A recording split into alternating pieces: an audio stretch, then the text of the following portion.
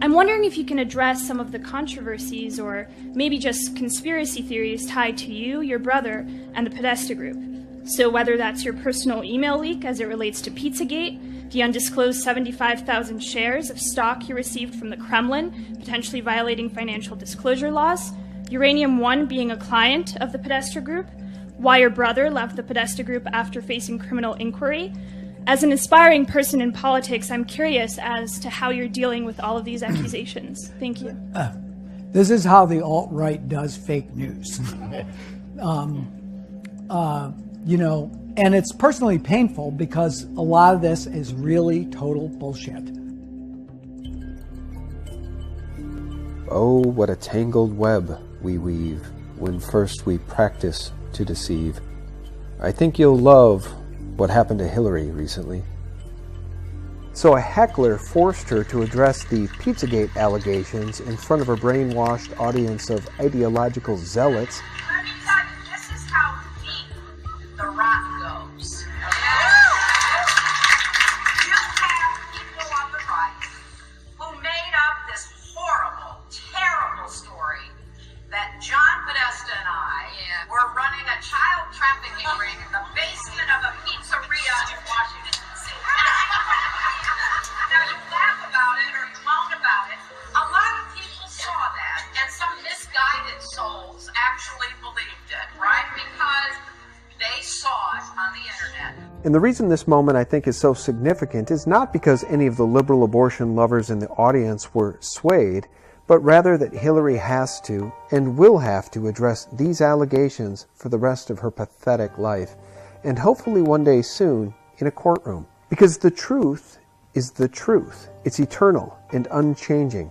No lobbyist can alter or abolish it, and no DC think tank can destroy it. It just is.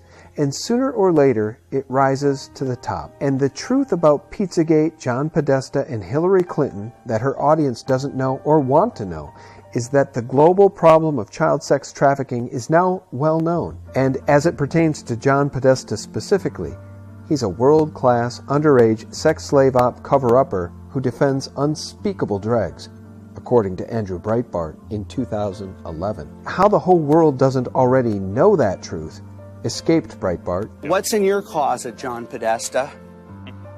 Big Podesta? Big Soros? And Podesta will have to live with the allegations for the rest of his miserable life as well. My family and I have been put through this Pizzagate bullshit for a year, which has been totally debunked.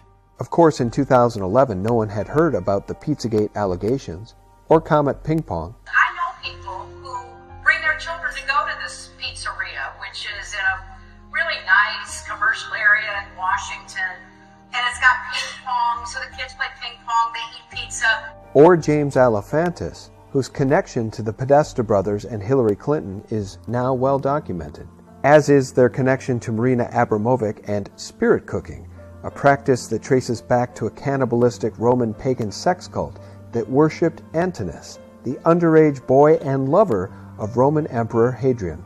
Hillary's liberal audience doesn't know, nor do they want to know such truths, like the fact that Comet Ping Pong owner James Alefantis, whose Jimmy Comet Instagram avatar appears to be Antinous. The beautiful thing about truth is that it doesn't fear light, but lies do, which is why John Podesta never sued Andrew Breitbart for alleging that he's an underage sex slave op cover-upper.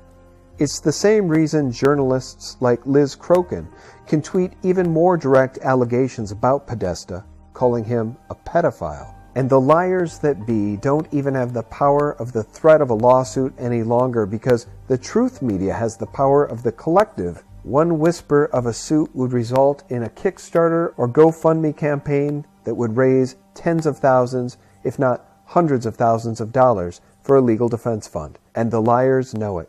These maggots are losing their power with each passing day.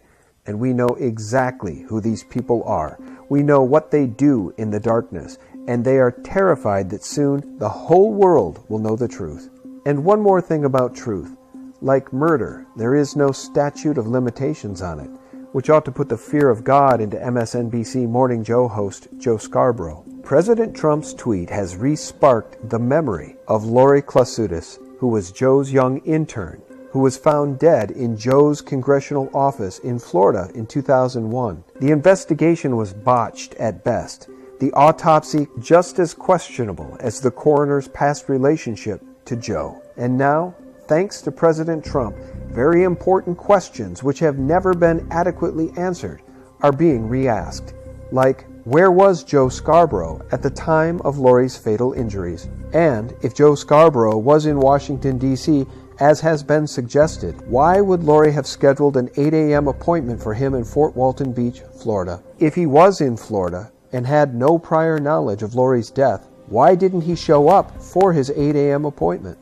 Once these questions have been answered and vetted as being true or false, Joe's name will either be cleared or it will be time.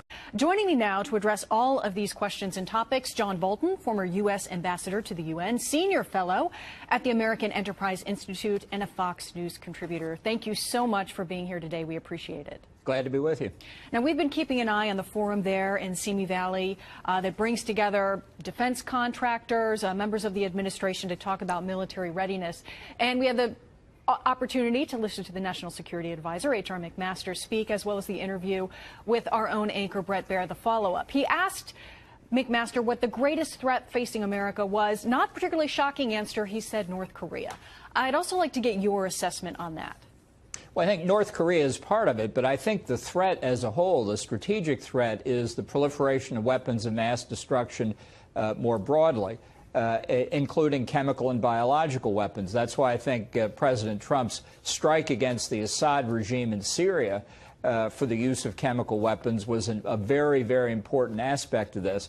And I frankly don't think you can divorce North Korea from Iran. I think cooperation between Iran and North Korea, historically on ballistic missiles and almost certainly on the nuclear side, puts them together. And it's part of a bigger strategic picture, and that is, if North Korea or Iran or both get a deliverable nuclear weapons capability, I'm afraid that decades of counterproliferation efforts led by the United States will have failed. And I think this will be a massive failure of American national security policy and presage proliferation of weapons of mass destruction to countless other countries. So this is not a one-off with North Korea. This is determining whether the 21st century, I think, will be a world where many, many more countries, dozens more countries, get nuclear, chemical, and biological weapons, or whether we can draw the line here.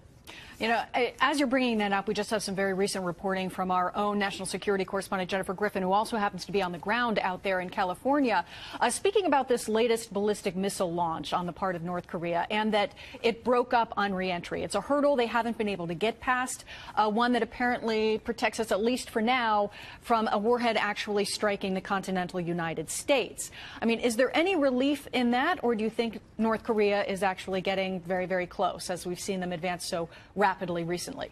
No, I think General McMaster made the correct point that every launch brings them closer to the objective, whether every aspect of it succeeds or not. In the 1950s, when Vanguard and Jupiter C missiles were blowing up on launch pads in the United States, our rocket scientists, and they were rocket scientists, would describe these catastrophes as 90% successes. And the reason was that they had to know where the weak spots were in their science and their engineering.